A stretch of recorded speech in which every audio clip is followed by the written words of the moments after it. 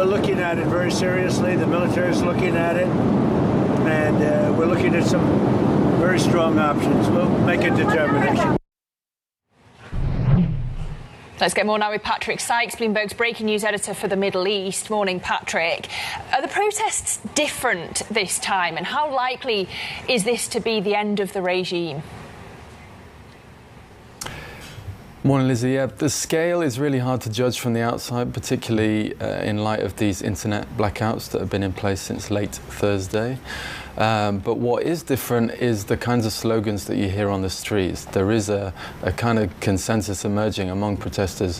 What they're asking for this time around is the end of the Islamic Republic as a system, not some reform of it, not greater freedoms within it, but the overhaul of it as a system. The other difference is the tentative emergence of this purported alternative.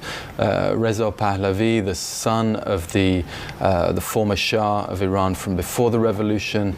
He's been living in exile, mostly in the US, since before the revolution that brought in the Islamic Republic. And he had been kind of peripheral for many years, but has emerged really quickly since these protests began as a major voice and trying to mobilize people and trying to mobilize support outside of the country as well. More importantly, it's his name that we hear among Iranians on the streets in their slogans, calling for his return, calling for his role in some kind of future government. As for whether it's the end of the regime, I think domestically, if you look purely domestically, it's certainly a crisis for the regime. But the tricky part is the regime has faced similar crises before, and unfortunately the way it's faced them down has been with ever increasing violence. For now, I think we're in that phase, and the reports we have from over the weekend are certainly indicative, unfortunately, of increasing violence. But it's early as yet to talk about, I think, the end of the regime imminently. So how would that play out internationally, Patrick? Because clearly this has caught the minds of markets.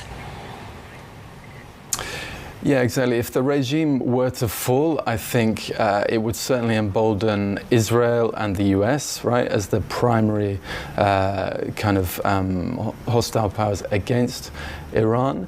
But if you look more broadly in the region as a whole, I think there'll be a lot of governments in the GC, the Arab monarchies, in Turkey, in Pakistan, countries like that that share borders with Iran, that'll be really worried about the prospect of a power vacuum. That's not to say that they like the Islamic Republic or the policies that it's enacted, particularly across the region in recent years, but there is a sense of better the devil you know, and they'll be concerned about instability around their borders, around potential influxes of refugees, and that power vacuum and what, if anything, may come to fill it as well.